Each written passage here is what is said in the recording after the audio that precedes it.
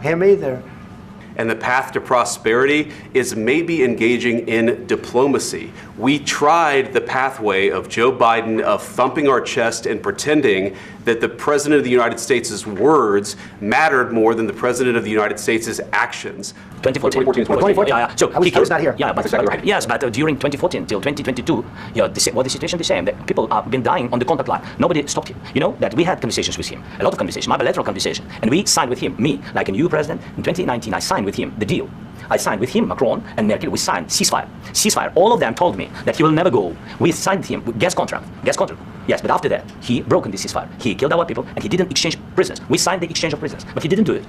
What kind of diplomacy, GD, you are speaking about? What do you mean? I'm talking about the kind of diplomacy that's going to end the destruction of your country. Yeah, but Mr. President, with respect, I think it's disrespectful for you to come to the Oval Office and try to litigate this in front of the American media. Right now, you guys are going around and forcing conscripts to the front lines because you have manpower problems. You should be thanking the President for trying to bring it into this conflict. Have you ever been to Ukraine that you say what problems we have? I have been to. I've actually watched and seen the stories, and I know what happens is you bring them on a propaganda tour, Mr. President. Do you disagree that you've had problems bringing people in your military? And do you think that it's respectful to come to the Oval Office of the United States of America and attack the administration that's trying to prevent the destruction of your country? A lot of questions. Let's start from the beginning. Sure. First of all, during the war, everybody has problems. Even you, but you have nice ocean, and don't feel now, but you will feel it in the future. God bless. You don't know that. God bless. God bless. You will not have war. Don't tell us what we're going to feel. We're trying to solve a problem. Don't tell us what we're going to feel. I'm not telling you. Because you're in no position to dictate that. Remember this. You're in no position to dictate what we're going to feel. You've allowed yourself to be in a very bad position, and it happens to be right about from the very beginning of the war. You're not in a good position. You don't have the cards right now. With us, you start having cards. Right now, you don't have any playing cards. You're playing cards. You're gambling with the lives of millions of people. You're gambling with World War III. You're gambling with World War III. And what you're doing is very disrespectful to the country, this country. It's back to you. Far more than a lot of people said they should have. Have you said thank you once? This entire meeting?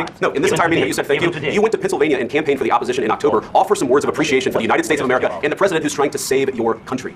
Please, you think that if you will speak very loudly about the war, He's not speaking loudly. He's not speaking loudly. Your country's in big trouble. Can I answer? No, you've done a lot of talking. Your country is in big trouble. I know. You're not winning. You're not winning this. You have a damn good chance of coming out okay because of us. Mr. President, we are staying in our country, staying strong from the very beginning of the war. We've been alone, and we are thankful. I said thanks you haven't in been this alone. cabinet. You haven't been alone. We gave you, through this stupid president, $350 billion.